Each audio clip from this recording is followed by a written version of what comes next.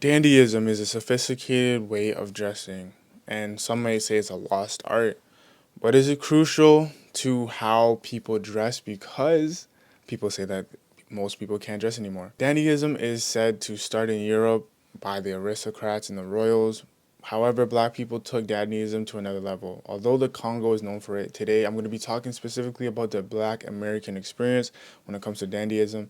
And yes, I'm going to be talking about the Met Gala and give you my opinions. In a recent video, I spoke about Black Ivy fashion and why it's important in a political climate.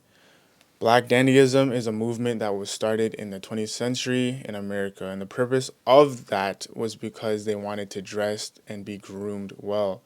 This is important because one of the ways black people had ownership over something was through clothing. Making sure that you looked well dressed was important and crucial, and it had a lot to do with self-esteem and visual identity and being able to be perceived well in the world.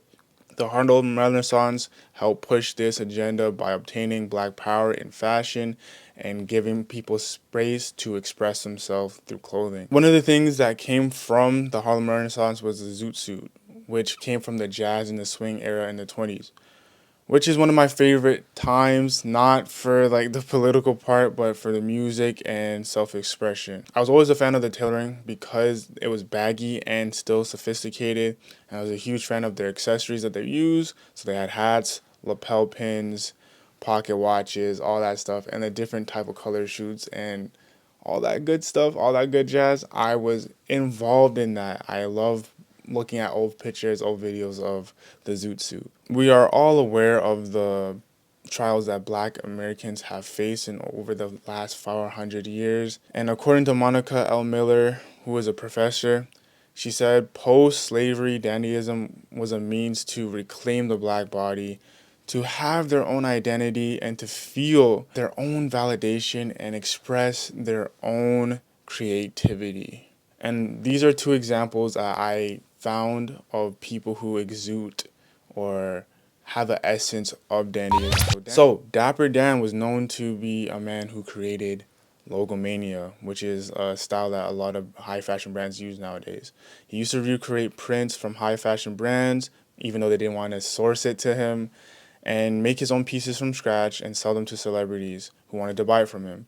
He was a Harlem native, and he exudes dandyism, and he is one of the guys that if you want to know what dandyism is, he personifies it. Andre Leon Talley is a fashion journalist, creative director, and a stylist. Rest in peace to him.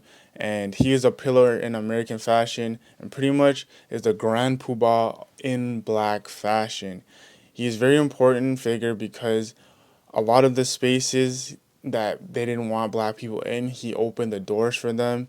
He fought and he brought dandyism to arenas in fashion that were difficult, and he made it important to support emerging designers and making fashion more diverse. With these two figures, I deem important into dandyism in the 20th century. There are other figures in the 21st century and current day that personify dandyism. For example, we have Coleman Domingo, Janelle Monáe, Wisdom K, and Chris Eubanks Sr., just to name a few. So now we're going to be talking about what most people are talking about for the last couple weeks. We're going to be talking about the Met Gala. Now, of course, I watch the Met Gala every year, and you know, some years are good, some years are bad, but it's the Super Bowl of fashion. And if you don't know what the Met Gala entails, this is basically what it is, simply put. It's a costume benefit, and it's a haute couture and fundraising to aid the Metropolitan Museum of Art's Costume Institute. It's usually organized by Anna Wintour of Vogue, and she picks who she wants on the board for that year and what theme it is for that year. So this year was dandyism and Harlem Renaissance and black tailoring. She picks who she wants to get invited.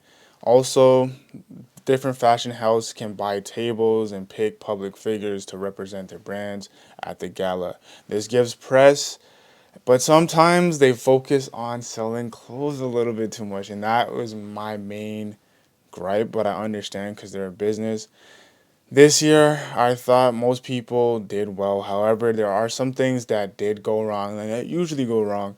I found that the background, basically like the setup for it, was a little bit boring and flat. They could have done more to incorporate Harlem Renaissance in it, bring more of that old school black Harlem style into the decor that they had there. Now, also, there's some people who weren't there that a lot of people are like, why aren't they there? And the infamous person that wasn't there, sorry, was Wisdom K. And that was sad because he's by far the best fashion influencer right now, hands down, bar none. And Chris Eubanks Sr. for me, I think he would be good for it, but I understand that he's not as relevant in the grand scheme of things, so I can see why they didn't invite him. And then another problem I had is that there were influencers there that didn't even go with the theme and didn't know what they were doing, which is always a problem. And it becomes a celeb focused thing. And the fashion houses always flock to them because they want people to look at their brand because Tate McRae might be wearing it or Bella Hadid might be wearing it, which I'm okay with Bella Hadid because she's a fashion model, but you know, basically your top singers, your top rappers, your actors, actresses, they become the focus instead of the art. And the brand should be focusing on promoting haute couture and pushing pure expression in art rather than trying to implement, oh, you can probably buy this next collection. And I understand why they do it, as I said before, because yo, they're in a business, they're trying to sell clothes, and they paid a lot of money to get those tables. So it makes sense. And obviously, with those people who are A-list celebrities, you get more press and then more eyeballs on it and more viewership. So I understand that aspect to it, but I just want people to appreciate the art for what the art is instead of it just always being about selling something and who is like the most popular and so on and so forth. But I will give credit where credit is due. There are people who ate down, who killed it, who bodied it, and I'm gonna talk about them right now. So we have Rihanna is one of them, bodied it like she always does. You know what I mean? Lewis Hamilton, ASAP Rocky, Tiana Taylor was my favorite one out of the women. Zendaya always kills it. I believe La Roche probably helped her out with this one. But Cardi B was another one that was really good. Lauryn Hill was good. Brian Tyree Henry was also good. And Andre Walker was great. Sarah Snook was also good. And for the athletes, which a lot of times the athletes don't come correct, but Stephon Diggs knows how to put it on, and that's right there, Stephon Diggs. All of them came correct. All of them had their style and basically took the theme, incorporated it into their own way, but it was still on brand and it didn't steer away from black tailoring and suiting, which is basically what dandyism is. So one thing about my channel is I will speak on topics most people don't want to talk about. And understanding that in fashion it's always been political because fashion represents what's on the inside. It exposes our experiences, our values, and our morals, and it brings ideals to the forefront and starts discourse. Dandyism always and will forever be important to the black community, especially in the States. Along with Black Ivy and the Black Panther movement, they're all crucial and important to the Black Power movement to go against and protest against the power structure of the day. It's a non-verbal way to communicate and to protest. These styles need to be taught and need to be talked about and never to be forgotten because we need to protect our cultures and we need to spread the message of truth through fashion. So, yo, thank you guys for checking out this video. Let me know in the comment section down below what's your thoughts on dandyism and would you ever get into that style. Me personally, I'll stick with Black Ivy. That's in my wheelhouse of clothing. Dandyism, maybe not if I was like, maybe if I got married and I tapped into my bag that way.